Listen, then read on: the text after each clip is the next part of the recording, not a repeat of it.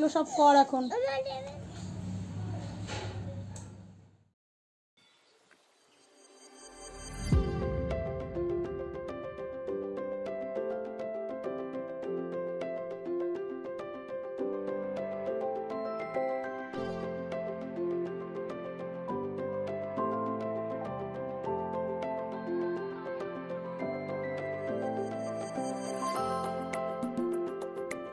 নমস্কার, হর হর মহাদেব।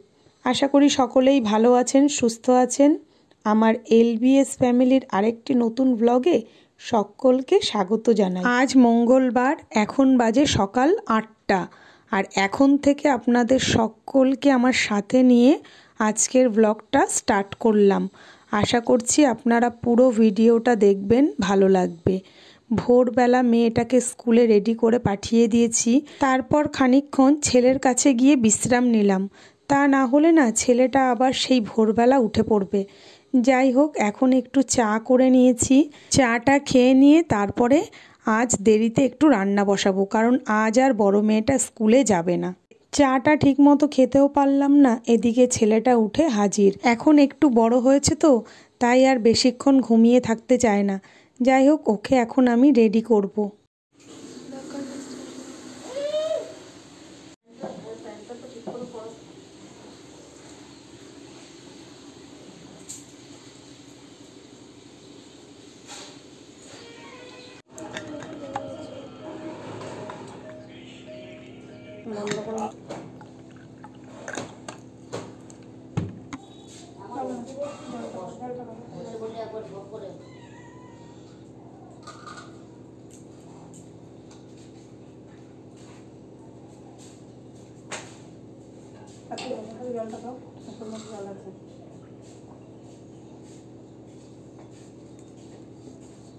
ছেলেটাকে রেডি করে একটু জল খাইয়ে একটা বিস্কুট দিয়ে বসিয়ে রেখে আসলাম।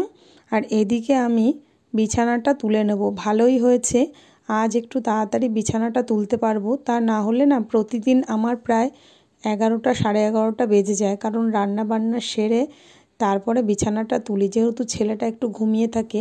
আর আজ একটু তাড়াতাড়ি উঠে গেছে, তাই ভাবলাম আগেই বিছানাটা তুলে নিই, তারপরে রান্না করব। বড় মেয়েটা যেহেতু স্কুলে যাবে না, তাই রান্নার তাড়াও নেই। তাই ভাবলাম কিছু জামা প্যান্ট গতকাল কেচেছিলাম, সেগুলো শুকায়নি। তাই এখন যেহেতু রোদ উঠেছে, ভাবলাম এগুলো আগে একটু রোদ্রে দিয়ে নিই, তারপরে রান্নাঘরে ঢুকবো। কারণ রান্নাঘরে ঢুকলে না তারপরে আর সময়ই পাবো না। যাই হোক, এগুলো মেলে দিয়ে তারপর যাব রান্নাঘরে। আজ বানাবো চাউমিন। বেশ কিছুদিন হয়ে গেল ব্লগ রেডি করতে পারছি না। তার কারণ হলো, এই যে রান্নাঘরটা দেখছেন, এটা আমার নতুন রান্নাঘর। আমি এই রান্নাঘরটার জন্যই এতদিন ব্লগ রেডি করতে পারিনি, কারণ আস্তে আস্তে আমাকে এই ঘরটা গোছাতে হচ্ছে। আর সময়ও হয়ে উঠছে না যে আমি ব্লগ রেডি করব। আশা করছি এখন থেকে আবার মাঝে মধ্যে ব্লগ রেডি করতে পারবো। যাই হোক, আমার চাউমিনটা সেদ্ধ হয়ে গেছে। এখন এটাকে ঢেলে একটু ঠান্ডা করে নেব। আর এদিকে আমি চাউমিনের জন্য কেটে রেখেছিলাম আলু, গাজর, পেঁয়াজ। এইগুলোকেও একটু ভালো করে ভেজে নিয়ে তার মধ্যে ডিম দিয়ে একবারে ভেজে নেব। আমি রান্নাবান্না খুব সহজ এবং তাড়াতাড়ি করি।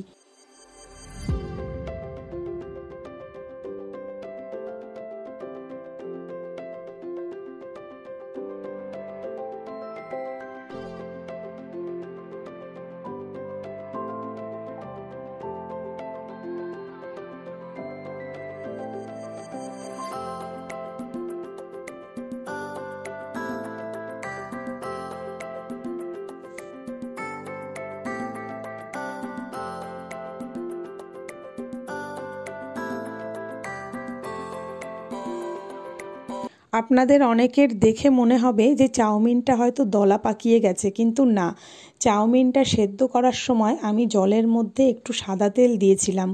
হয়তো অনেকেই জানেন, যারা জানেন না তাদের জন্য বললাম, সুবিধা হবে। যাই হোক, দেখুন এখন কত সুন্দর ঝুরঝুরে করে আমি চাউমিনটা রেডি করে নিয়েছি। এখন আমি ছেলেকে আর বড় মেয়েকে খেতে দেবো, আর হাজব্যান্ডকেও দিয়ে দেবো, কারণ ও খেয়ে আবার ছোট মেয়েটাকে আনতে যাবে। একবার তাকাও, টিভি দেখছে খালি। আমি বাবাটা খালি টিভি দেখে।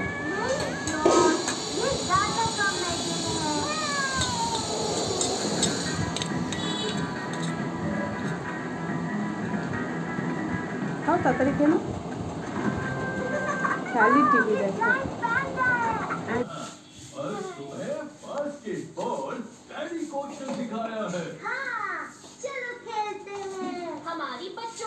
কি রে, ক্লাস হয়েছিল ঠিক মতো? হ্যাঁ হয়েছে। সবাই গেছিল? হ্যাঁ সবাই গেছিল। পড়াশোনা পেরেছিস? হ্যাঁ পেরেছি। ঠিক আছে, ফ্রেশ হয়ে নে, তারপরে চল খেতে হবে।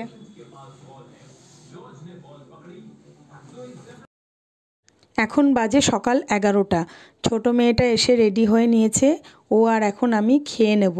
তারপর ওকে একটু স্কুলের পড়াগুলো দিয়েছে সেগুলো নিয়ে বসবো। তারপর দুপুরের রান্নাটা সারবো। যেহেতু আজ সবাই বাড়ি, তাই কোনো তাড়া নেই, তাই ভেবেছি আগে একটু মেয়েকে এখন পড়িয়ে নেব। এই টাইমটা না পড়ালে না সন্ধ্যার সময় আবার ওর টিউশন থাকে, আমি আর সময় পাই না। স্কুলের পড়া বার কর সব। স্কুলের পড়া কোথায়? কি কি হয়েছিল আজকে? আজকে এগুলো হয়েছিল। বাংলা কোথায়? বাংলা, অঙ্ক, ইংরাজি সব খাতা বার কর। সেগুলো সব কর এখন। হ্যাঁ কর তাড়াতাড়ি। মেয়েটাকে স্কুলের পড়াগুলো পড়িয়ে দিয়ে আসলাম আর বাদবাকি কাজগুলো করতে দিয়ে আসলাম। ও এইদিকে লিখতে থাকুক, আমি মাঝে মাঝে গিয়ে দেখে আসবো। আর এদিকে আমি রান্নাটাও সেরে নেব, কারণ এখন অনেকটাই বেলা হয়ে গেছে। তাই ভাবলাম মাছের ঝোলটা রান্না করে নিই, তারপরে আমি আবার এদিকে ছেলেকেও স্নান করাবো। মেয়েটার লেখা কমপ্লিট হয়ে গেছে, ও স্নানে গেছে। এদিকে আমার মাছের ঝোলও হয়ে গেছে, ছেলেটাকেও স্নান করিয়ে নিয়ে এসেছি। এখন আমি বাদবাকি রান্নাঘরটা পুরো পরিষ্কার করা বাকি আছে, সেইটুকু করব।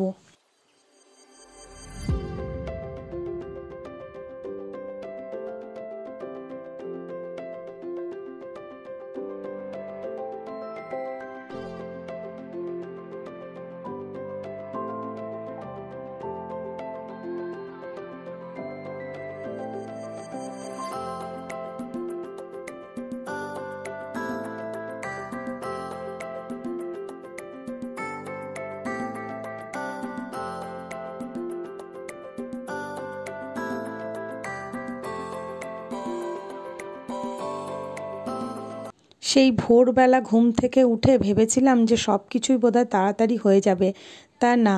সংসারে শুধু রান্না খাওয়া থাকে না, আনুষাঙ্গিক অনেক কাজ থাকে। সেগুলো সেরে উঠতে উঠতেই কতটা যে বেলা হয়ে যায় বোঝাও যায় না।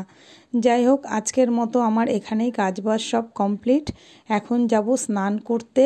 আর আজ যেহেতু মঙ্গলবার, তাই স্নান করে এসে বজরংবলীর পায়ে দুটো লাল জবা দিয়ে আজকের মতো আমার ভিডিওটা এখানেই শেষ করলাম। আশা করছি আজকের ভিডিওটা আপনাদের একটু হলেও ভালো লেগেছে।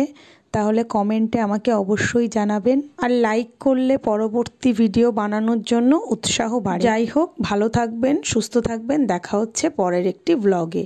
নমস্কার।